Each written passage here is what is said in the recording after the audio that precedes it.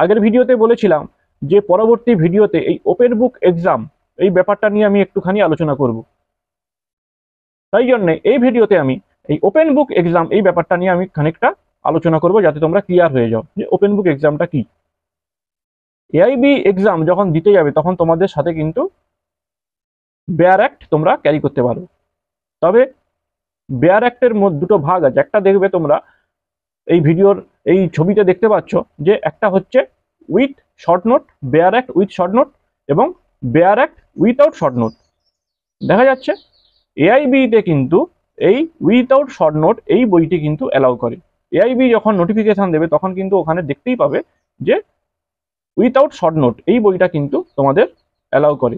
তবে তোমরা যদি নেটে সার্চ করো তাহলে ওখানে কিন্তু বলা আছে যে ওপেন বুক এক্সাম এখন আর হয় না, কিন্তু লাস্ট ইয়ার অবধি কিন্তু ওপেন বুক এক্সামই হয়েছে। সুতরাং আশা করা যায় এবারও এই 2025 সালে যেটা এআইবিই 20 হবে সেটাও কিন্তু ওপেন বুক এক্সাম হবে। এবারে বাকিটা হচ্ছে এআইবি নোটিফিকেশনের উপর। তবে আশা করা যায় এবারের কিন্তু পরীক্ষাটা ওপেন বুক এক্সামই হবে। অর্থাৎ ওই যে বললাম তোমাদের কাছে without short note bare act থাকবে। বাজারে কিন্তু এআইবি এক্সামের আগে অনেক বই পাওয়া যায় যেখানে সব সাবজেক্ট একসঙ্গে করে বিক্রি হয়। ওই বইগুলো কিন্তু তোমরা কিনতে যাবে না। আমরা যখন পরীক্ষা দিয়েছিলাম আমরাও কিন্তু ওই বইগুলো দেখতে পেয়েছিলাম। ওই বইগুলো কিন্তু অ্যালাউ করা হয় না। বেয়ার অ্যাক্ট কেবলমাত্র অ্যালাউ করা হয়, এবং সেই বেয়ার অ্যাক্ট যেন উইথাউট শর্ট নোট হয়। এবারে যে কোনো পাবলিশার্স হতে পারে, সেটা কোনো ব্যাপার নয়, পাবলিশার্স যে কোনো হতে পারে, কিন্তু বেয়ার অ্যাক্টগুলো যেন উইথাউট শর্ট নোট হয়। এবারে কি তাহলে কি উইথ শর্ট নোটগুলো অ্যালাউ হয় না? কিছু কিছু সেন্টারে হয়ে যায়, আমি না বলবো না, হয়ে যায়।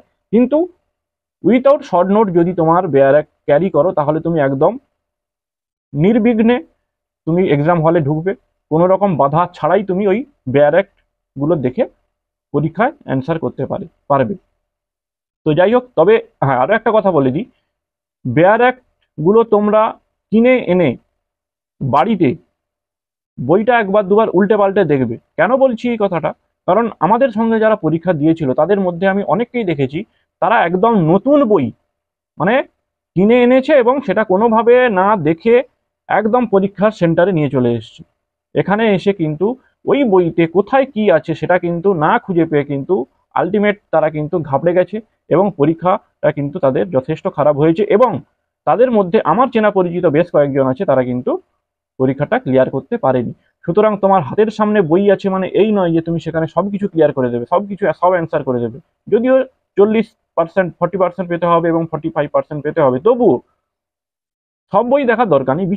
মানে বেশ ইম্পর্টেন্ট যে বইগুলো আছে, যেরকম ধরো কনস্টিটিউশন, আইপিসি, সিআরপিসি, সিপিসি, এখন নতুন যেটা হচ্ছে বিএনএস, বিএসএ, বিএনএসএস, তারপরে রইল তোমার ইন্ডিয়ান এভিডেন্স যেটা অ্যাক্ট, ইন্ডিয়ান এভিডেন্স অ্যাক্ট বা বিএসএ, এই দুটো বই, এই যেগুলো মানে ম্যাক্সিমাম নাম্বার যেগুলো ক্যারি করে এই বইগুলো কিন্তু খানিকটা খুঁটিয়ে, বেশি কিছু দরকার নেই, অন্তত যে সেকশনগুলো রয়েছে সেই সেকশনগুলো তোমরা দেখে যাও যে কোন সেকশনে কি রয়েছে। কারণ সেকশন থেকে কিন্তু প্রায় 20টা মতন কোশ্চিন পড়ে, তোমাদের পেতে হবে 40 নাম্বার, 40% বা 45%।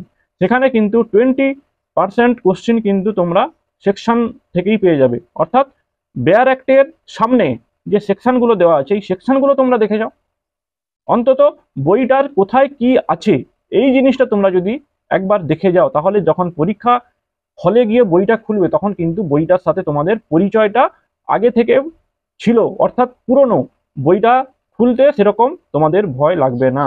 অনেককেই আমি দেখেছি নতুন বই এনে বই খুলেছে, কোথায় কি আছে খুঁজে পাচ্ছে না, অথচ ইজি কোশ্চেন, কিন্তু কোথায় কোশ্চেনটা আছে, কোথায় কোশ্চেনের অ্যান্সারটা আছে সেইটা কিন্তু তারা খুঁজে পাচ্ছে না। কারণ আগে থেকে বইটা দেখেনি, আগে থেকে বইটাকে একবার বইটা নাড়াচাড়া করেনি, প্রথম এসছে, এমনি পরীক্ষার একটা চাপ রয়েছে, স্বাভাবিক সবারই একটা পরীক্ষার চাপ থাকে, তার উপরে টাইম লিমিটে একটা ব্যাপার আছে, 40% অ্যান্সার করতেই হবে। এখানে কোনো কাট অফের ব্যাপার নয় যে বাই চান্স কাট অফ কম হলে পাস করে যাবো, এখানে কোনো সেরকম সিস্টেম নেই। তোমাকে যেন তেন প্রকার 40% পেতেই হবে, এবং 45% আনরিজার্ভ ক্যাটাগরির ক্ষেত্রে পেতেই হবে। সেক্ষেত্রে কি হয়, ঘাবড়ে যায় অনেকে। সেই যাতে তোমরা না ঘাবড়ে যাও, বইটা আগে থেকে এনে বইটা একটু ঝালাই মালাই করে বইটাকে নিয়ে যাও, তখন দেখবে বইটা যখন পেজটা উল্টাবে তখন মনে হবে কি আমি তো বাড়িতে এই পেজটা দেখেছিলাম, বাড়িতে এই কোশ্চেনটা দেখতে পেয়েছিলাম, বাড়িতে এই সেকশনটা দেখতে পেয়েছিলাম। অর্থাৎ তোমার সেটা খুঁজতে অনেকটা ইজি হবে।